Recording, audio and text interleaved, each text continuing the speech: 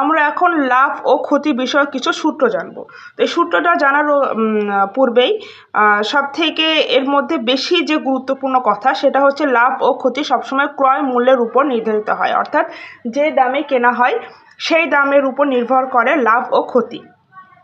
তো লাভের সূত্র থেকে আমরা জানি বিক্রয় মূল্য বিয়োগ ক্রয় মূল্য, অর্থাৎ কোনো জিনিস আমি 5 টাকা দরে কিনলাম, কিনে 6 টাকা দরে বিক্রি করলাম, সেটার ক্ষেত্রে আমার 1 টাকা লাভ হলো, সেহেতু বিক্রয় মূল্য থেকে ক্রয় মূল্য কম হবে।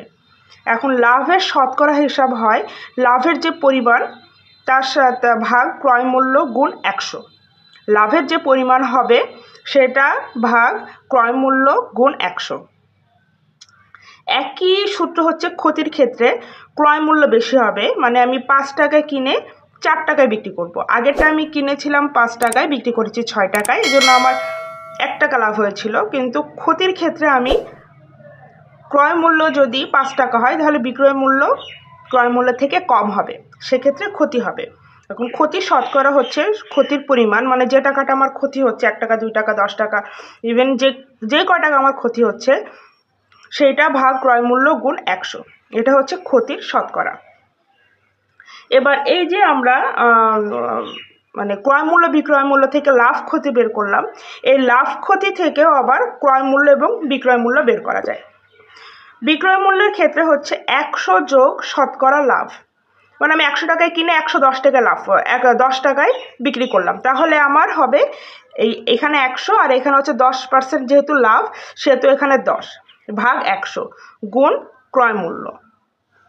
বিক্রয় মূল্যের ক্ষেত্রে এটা দুইভাবে নির্ণয় করা যায়, লাভের ক্ষেত্রে একটা বিক্রয় মূল্য হয়, আবার ক্ষতির ক্ষেত্রে একটা বিক্রয় মূল্য হয়। মনে রাখতে হবে লাভের ক্ষেত্রে বিক্রয় মূল্য বের করতে হলে যোগ হবে, আর ক্ষতির ক্ষেত্রে বিক্রয় মূল্য বের করতে হলে বিয়োগ হবে। তাহলে 100 মাইনাস শতকরা ক্ষতি ভাগ 100 গুণ ক্রয় মূল্য।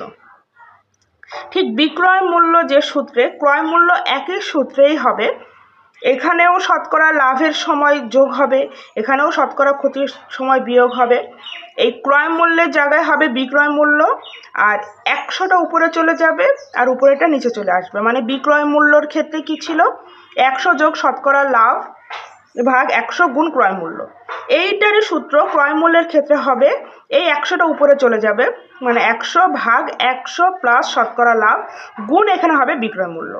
এটা যেমন ছিল বিক্রয় মূল্য সমান 100 মাইনাস শতকরা ক্ষতি ভাগ 100 গুণ ক্রয় মূল্য, ঠিক ক্রয় মূল্য একই সূত্রে যাবে, শুধু 100টা উপরে চলে যাবে আর 100 বিয়োগ শতকরা ক্ষতিটা নিচে চলে আসবে গুণ বিক্রয় মূল্য।